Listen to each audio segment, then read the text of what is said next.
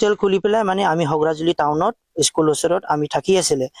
কমসে কম বিয়া হোৱা পিছতে মানে 1 বছৰ 6 মাহ মান পিছতে আমি তাত যাই পেলাই আমি আশ্ৰয়নী কৰিছিলে তাতে আৰু এটা আমাৰ ভাল হোষ্টেলো আছিলে হোষ্টেলৰ নামটো হ'ল সেন্ট ৰবেট বয়জ হোষ্টেল মোৰ লৰা নামতে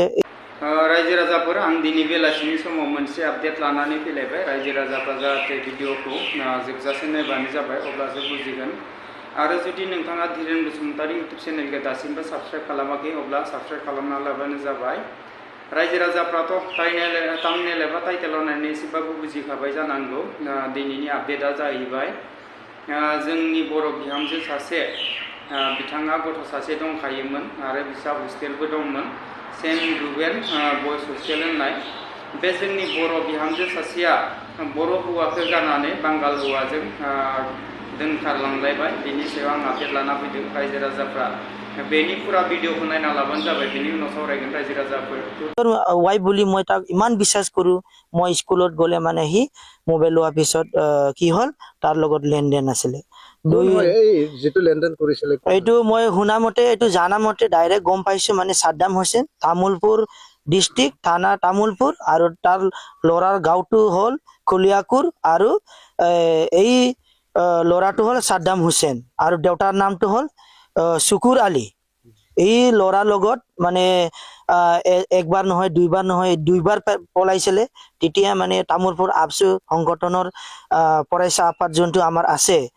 আবসু সংগঠন আৰু হেঁতৰ এবেমসু যোনটো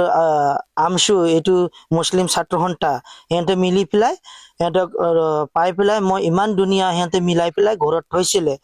আৰু ইয়াত নট গালিলত নাথাকিম বুলি আকৌ হগ্ৰাজুলি হোষ্টেলত যায় আকৌ হোষ্টেলত যায় নিজে আৰু খং উঠি পেলাই আৰু কি কল আৰু এতিয়া সেকেন্ড বাৰ ৰাজ্যবিলাক এই শনিবাৰে ৰাজ্যবিলাক ইমান দুনিয়া মিলাইছে নিজে কান্দি কান্দি মোক মাপি খুজিছে ময়ো খুজিছো ইমান দুনিয়া মিলিছে তাৰ পিছত আমি আকৌ হগ্ৰাজুলিলৈ যায়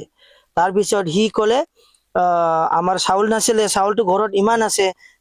আমাৰ চাউলৰ কমি নাই ঘৰতে ধান চান ৰুই ইমান চাউল আছে বাবাই কলে আৰু নিজে কলে মোৰ মিছেছটো কলে যা চাউল নাই মই চাউলটো লৈ আনিবি ঘৰত মই ব্ৰেকফাষ্ট বিলাক বনাই থৈ দিম মাংসও আনিছিলে আধা কেজি ব্ৰইলাৰ আৰু ফাস্তা আনিছিলে এইবিলাক বনাই থম বুলি মোক মই কৈছিলো মোবাইলটো মই লৈ যাম বুলি কৈছিলো কিন্তু মোবাইল মোক দিয়া নাই কাইজা কৰিছে আৰু মই কৈছিলো বাবুক মই লৈ যাম তাৰ আইতা হেঁতে চাব বাবুক ল'ব খুজিছিল বাবুক লোৱা নাই रायजो राजाफ्राथ' गासिबो भिडिअखौ नायनानै बुजिखाबाय जानांगौ ना ओरैबायदि मोजां माने तामुलपुर टाउनावबो बिथांमोना फिसालानि मुङाव सेन्ट रुबेन बयज हस्टेल होननाय मोनसे हस्टेलनि नामबो दोनलायबाय बिथांमोना हस्टेल खुलिबाय गावबो हिनजावाबो मेडाम होनना बुंदों बे आदाया बुंनाय बायदिबा किन्तु एसेबां मोजां सलिनो हासेयावबो एसेबां मोजां बिथांमोना न'खर थासेयावबो जोंनि बर' हौवाफोरखौ गारनानै बिथांमोना बा बिहामजो बिथांमोना मा साननानै मा गावखौनो मा सानना लानानै बिथांमोना गुबुन हौवाफोरजों हाबा जायोना बेबो जोंनि आसामनि बबेबा मोनसे जातिजों बुङोब्ला एसे खोनानायाव मोजां जायो मानो होनोब्ला अकल जोंनि बर' बिहामजोफ्रा आं गासिखौबो होनाखै जायफोरा बेबायदि जादों बेफोरनि सायाव आं बुंदों मानो होनोबा जोंनि बर' बिहामजोफ्रा ओरैबायदि सासे सानै गथ' गोनांफ्राबो ओरैबायदि हौवा गारि खालि बांगाल हौवाफोरजोंल' खारोना रायजो राजाफोर मा होनबावनो जोंनि बर' आइजोफोरखौ जुदि नोंसोरो बेबायदि बर' हौवाफोरखौ गारि जुदि बांगाल हौवाफोरजों हाबा जायोबा बा बांगाल हौवाफोरजों थाङोबा नोंसोर फस्थायगोन बिहामजोफोर मानो होनोब्ला दिनै गोबां जोंनि बर' आइजो बा बर' बिहामजोफ्रा गोबां थगायजादों बांगालफोरजों सोरजोंबा लांनानै बुथारहैजादों सोरखौबा आदा सस्रा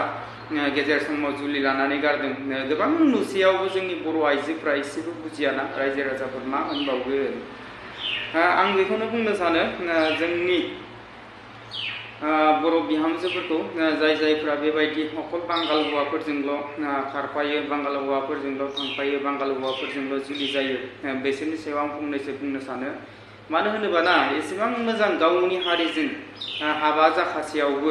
गथ' थासेयावबो जोंनि बर' हिन्जावफ्रा अकल बांगाल हौवाफोरखौल' खालि माने गोसो थोयो मोजां मोनो दोनखारलाङो मा दं ना रायजो राजाफोर बांगाल हौवाफोरनाव मा मुहुनि दं नोंसोरखौ आं बुंनो सानो जाय जायफोरा खारदों दै बर' बिहामजोफोर नोंसोर पस्तायगोन सानसे मानो होनोबा जोंनि गावनि हारिनि हौवाफ्रा जिमान नांलाय खमलाय जायोबाबो सानसे समाव दसे समाव नांलाय खमलाय जायोबाबो दसेनि उनावनो अनगोन खिन्थु नोंखौ गुबुन हारिया जुदि माबा मोनसे जानायनि उनाव नोंखौ हदाय बिसोरो मा खालामगोन नोंसोरखौ सिं सिं टारगेट लागोन बेयावनो मा खालामो बांगाल हौवाफ्रा बा गुबुन जाथिनि हौवाफ्रा डाइरेक्टै खालामनाय हाबाथाय मा खालामसिगोन बिसोरो लांनानै अबेबा बुथारनानै गारहैसिगोन अबेयावबा माबा मोनसे रां रुफा लानानै सोरनोबा फानहरगोन बेफोरबायदि गोबां जानायखौ नुखायोना रायजो राजाफोर खिन्थु मा सानोथाय जोंनि बर' आइजोफ्रा खालि अकल बांगाल हौवाजोंल' बांगाल हौवाफोरनाव मा मुहिनि दंबारो ना लोगोफोर बुजि नोंसोरो जाय जायफ्रा अकल बांगाल हौवाफोरखौल' गोसोथोयो बा बांगाल हौवाखौल' लागोन बा बांगाल हौवाजों हाबा जागोन बेबायदि साननानै थानाय बिहामजोफ्रा एसे बुजिना लाबानो जाबाय जोंहा बे माबानि हग्राजुलि टाउनावमोन होनना बुंदों बिथाङा गावनि खुगाजोंनो मोजाङै फोरमायखाबाय हग्राजुलि टाउनाव सेन्ट रुबेन बयस हस्टेल होननाय बिथांमोना सानैजों हस्टेलबो खुलिबायमोन ना एसेबां मोजां फेसिलिटि थासेयावबो आरो मा नांबावगोन ना लोगोफोर बेबायदि जुदि एसेबां मोजां फेसिलिटि थासेयावबो एसेबां मोजां न'खर सोलिनो हासेयावबो आरो बुंनाय बायदिबाथ' जोंहा बे जाय आदाया हिन्जाव खारजादों बे आदाया ओरैबायदि मोजाङै बुंदों माने जोंहाथ' जानाय लोंनाय माइरं दैरंनि जेबो उसुबिदा जाया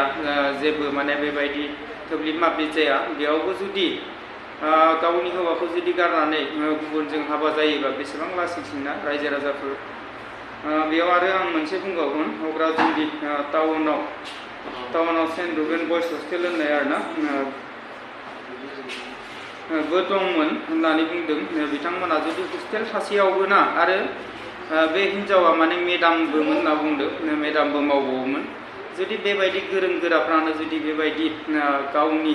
हारिनि हौवाखौ गारनानै गुबुन हारिनि हौवाजों हाबा जायोबा बेसेबां लासिंसिंनि खोथाना रायजो राजाफोर भिडिअआ गोबां गोलाव जाबायना जुदि आंनि बुंनाया माबाफोर गोरोन्थि जादोंबा निमाहा होबानो जाबाय लोगोसेनो दिनैनि भिडिअखौ बेखिनियावनो दोनथ'नाय जाबाय गोजोन्थों।